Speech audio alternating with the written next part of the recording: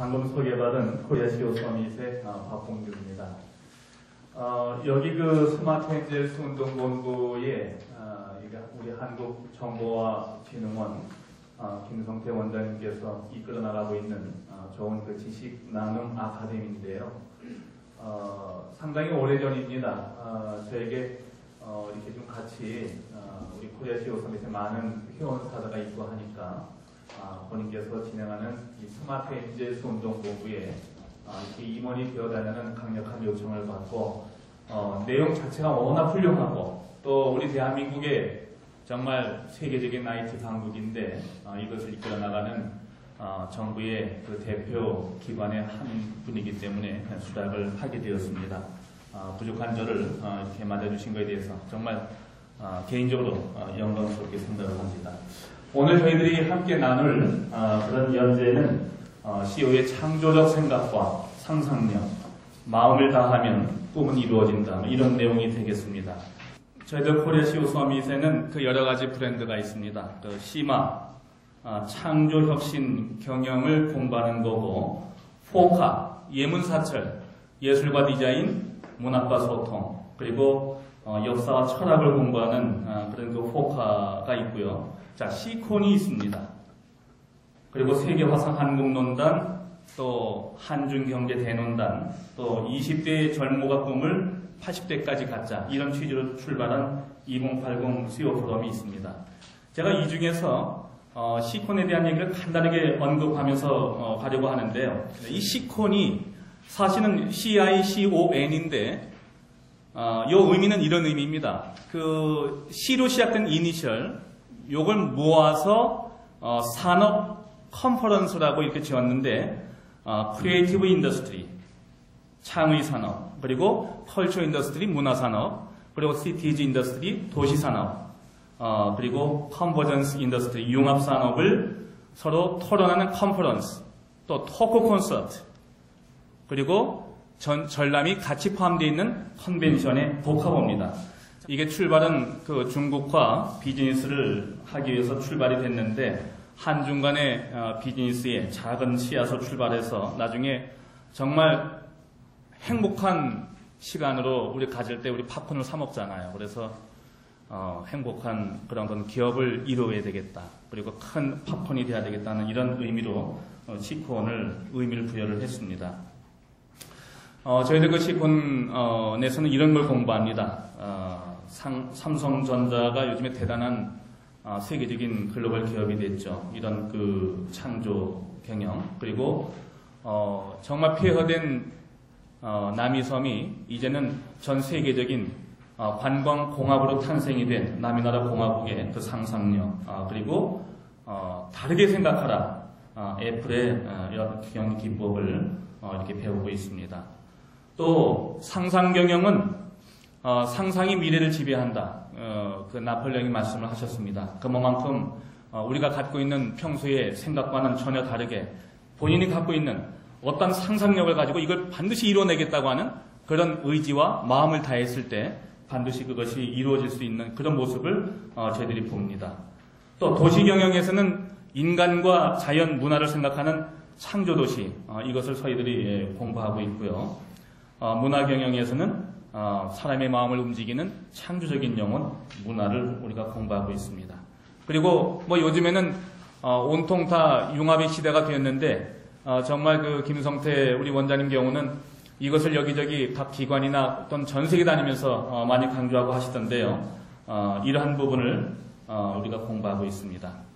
저는 그 세계화상한국논단에 대한 이야기를 하려고 하는데 요거는 정말 제가 모든 열의와 열정을 다해서 준비한 그런 그 대회 중에 하나였습니다. 제 1회는 그 전 세계에서 가장 자금력이 풍부한 중국의 화상들이 있습니다. 이 화상들이 여기저기 국가를 그 찾아다니면서 화상 포럼을 합니다. 그 1회는 북경에서 했고요. 2회는 홍콩, 3회는 말레이시아 쿠알라룸푸르에서 했고 4회는 프랑스 파리에서 개최를 했습니다.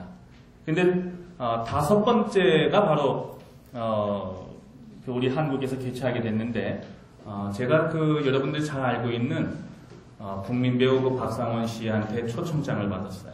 이게 바로 이제 브로드웨이 42번가를 본인이 주연으로 나와서 그 뮤지컬을 하는데 이제 꼭 와서 한번 보라고 말씀을 해주셔서 이제 갔는데요.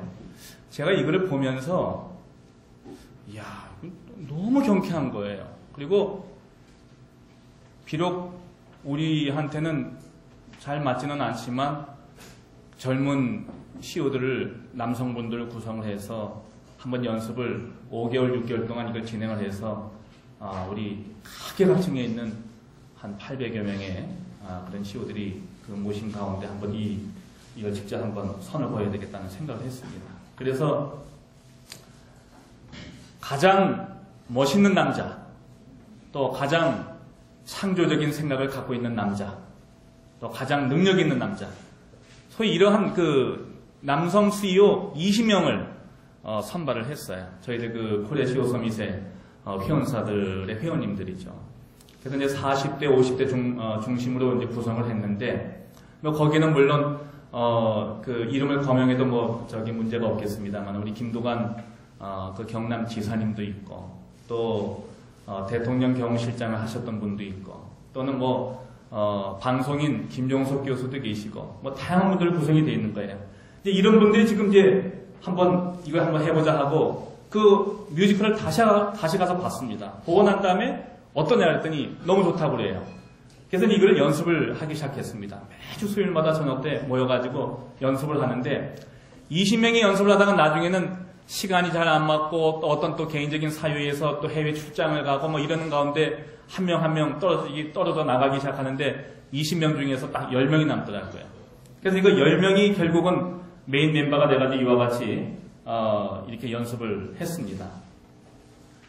중국에서 어떻게 요번 세계 화인 기업가 협회라고 하는 정말 그 자금력이 풍부한 세계적인 그런 화상들이 모이는 단체가 있습니다. 거기에 그 신년 연찬회가 1월 25일날 조어대에서 있다는 거예요. 한 350명 정도 모여 있는데 저를 초청을 했습니다. 그래서 제가 그 자리에 가서 우리 한국을 대표해서 어떤 말씀을 해달라고 해서 이야기를 하게 되었는데, 이분들이 그때는 어떤 모임이었냐면은 태국이냐 아니면 이집트냐 또는 일본이냐 뭐 이런 몇 군데를 놓고 이제 경합을 하면서 최종적으로 결정하는 이제 그런 날이었는데, 제가 가서 말씀을 드리면서 이제 연설 중에 그런 얘기를 했습니다. 우리 대한민국에 대한 문화 강국, 또 이 경제도 이제 뭐 전 세계를 리더하는 그런 경제 대국이 되었다. 그래서 여러분들이 가장 좋아하는 화장품, 또 여러분들이 가장 좋아하는 쇼핑 상품들이 많이 있다. 또 그리고 우리 한국의 문화와 한국의 음식 이런 것을 선보이겠다 하면서 이제 그분들에게 말씀을 드렸더니, 본인들 어떤 임원회의를 통해서 태국이냐 이집트냐 이렇게 이제 서로 결정하려고 하기 직전에 이분들이 전부 다 이 세계적인 화상 논단을 대한민국에서 개최했으면 좋겠다 하는 결론을 하게 됩니다. 그래서 결국 이 신년회 때 그 인사 말씀 하나가 이런 어떤 동기가 돼서 세계화상 한국 논단을 한국 유치를 하게 되었습니다. 우리 대한민국에서는 그 민간 최초로 하게 된 거죠. 저는 이걸 놓고 여러 가지 생각을 많이 하게 되었습니다. 이게 무한한 상상력을 갖게 되었습니다. 그리고 어떻게 하면 이 세계적인 화성들과 우리 대한민국의 좋은 기술력을 서로 맞게 해서 창조적인 기업을 만들어내고, 그 다음에 거기에서 여러 가지 외자 유치를 할 수 있겠는가 하는 걸 고민을 하게 된 거죠. 이 세계 화상 항공논단의 여러 가지 주제라든가, 또 날짜별 각 시간대별 거기 참여하는 우리 한국의 그 대표적인 지방자치단체장이나 또는 정부의 기관장이나 이런 분들은 이제 전부 다 나이를 해서 매일같이 열망하고 또 마음을 다해서 꼭 이뤄야 되겠다는 마음을 갖게 됐던 거죠.